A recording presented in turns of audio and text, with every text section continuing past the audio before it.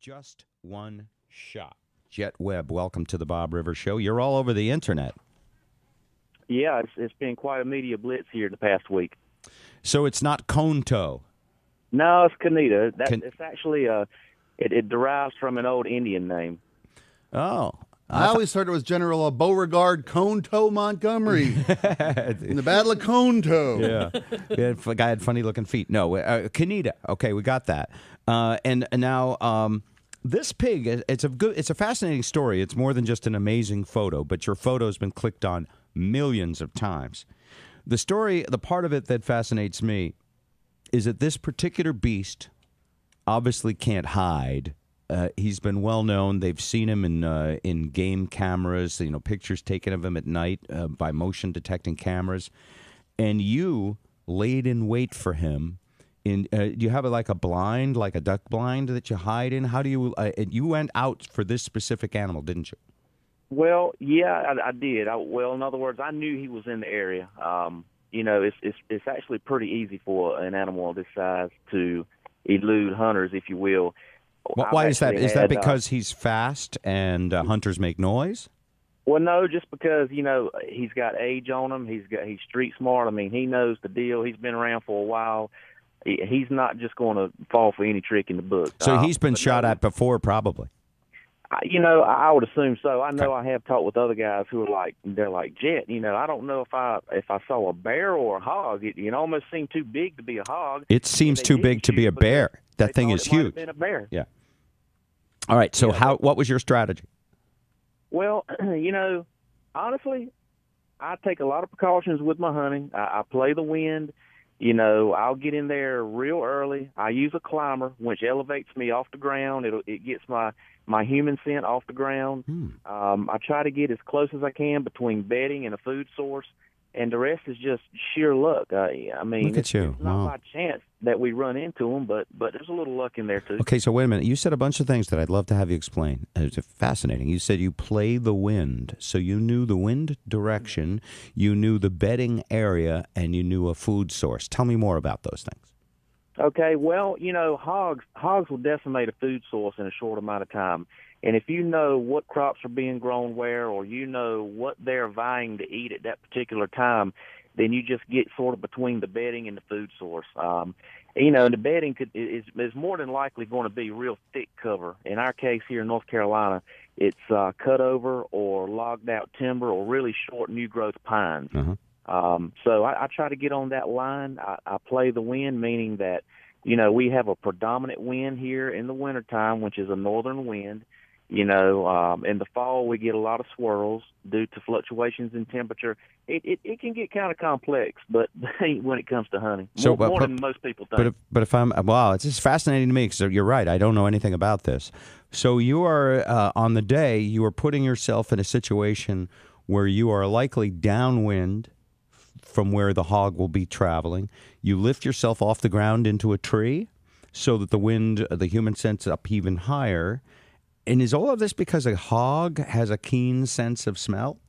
Very, very keen sense of smell. Probably one of the best noses in the animal kingdom. They. You would think, by the way, would think they would be cleaner. They would shower. They would keep themselves in better VO condition. Aloofa never killed anybody. Aloofa never killed anybody. How can they be such grimy, dirty animals if they have such a great sense of smell, or do they just bask in their own smell the way some of us humans do? Well, honestly, this is a wild pig. These pigs are not contained to a pen, so they're not in their own food source or their own, they're free range. They're pretty clean, meaning they cover a large area. They're not wallowing in a mud hole all day that people typically think of as a domesticated hog might do. Now, we have a lot of animal lovers in our audience, but we also have a big hunting population, and I know they're listening very intently because anyone would dream of bagging a trophy like this. This is, I guess, the biggest hog. If it's not the biggest one ever shot, it's pretty close to it. Tell me about the moment when you hear the rustling and you think it's coming, and then the skill required to do it clean, one shot, and then what you're going to do with the animal afterwards. Well, the hunt started out like any other. I really wasn't particularly going after this hog, although we knew he was in the area. I was hoping to, possibly harvest a couple of medium-sized pigs and put some meat back in my freezer. Right. Well, when this pig came in, he was much larger than the others. I thought I had an adult pig with some subordinates. Come to find out, I had adult pigs with one really, really large pig, and it didn't dawn on me until I actually got on the ground and started walking up on him, and I thought, oh my gosh, this thing is getting bigger as I'm coming up on him. I'm glad I did drop him with one well-placed ethical shot, because I would hate to have had to track this guy in the woods wounded. That would not have been a good scenario. What do you mean ethical shot? Well, you don't want to shoot an animal and have it run off, or take a bad shot, or possibly hit them in an area where they're going to run off and suffer.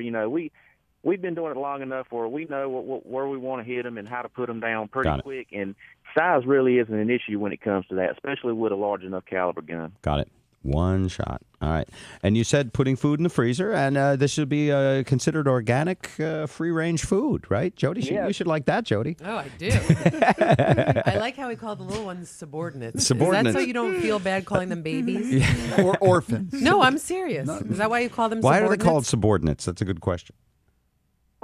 Just because they're a smaller size pig. Okay. I mean, this guy here ruled the woods, obviously, so any other pig would be subordinate to him. You mentioned he was a senior. I mean, he's 9 to 10 years old, near the end of his normal lifespan anyway. And just the biggest guy in the woods. And did you expect posting this? Did you go like, this is a picture, this is going to go viral? Or did the internet clicks surprise you? It really surprised me. I had no idea it would have.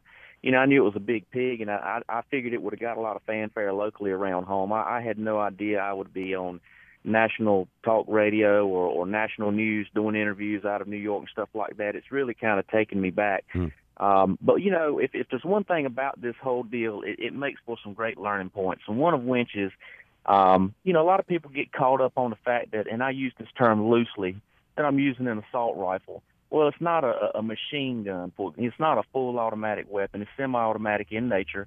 It was used to harvest an invasive species. You touched on that earlier, and every bit of the meat was eaten. This is a good thing all the way around. So you get a chance to educate some people who may be misinformed, and I get a chance to remind myself not to ever trespass on your property. It's a win-win. With your win-win for everybody. Clearly a win-win. You're welcome here anytime. But, Yeah, well, I'll come over for some stew, but I'm not sure I'm going to sneak up on you. Yeah, I got this hog hat you can wear. It's great. All right, Eric has a quick question. Eric, go ahead. I do. I'm looking at this picture of you, Jet, and yeah, that is quite a gun you have there. But that hog, what could he do to a person? How dangerous is he if you, say, ran into him in the woods with no weapon? What could he do to you? Well, there's certain situations you don't want to get in, and one of which, we hit on, that's trying to track a wounded pig. That can be very dangerous. And second of all, sort of like a bear, you don't want to get between a sow and piglets, or a bear and her cubs, if you will. That's going to be big danger there. For the most part, I think they're just as scared of us as we are them. But, like I said, you want to be smart around pigs. They can show aggression, and they're quick, they're fast, they're nothing but muscle. I don't know. I think there's a little more hype than normal when it comes to wild pigs, but surely you don't want to go. You don't want to corner them for sure, but you're not likely to. All right. Very nice to meet you, Jeff. Thanks for the educational speech, and all the best to you, sir.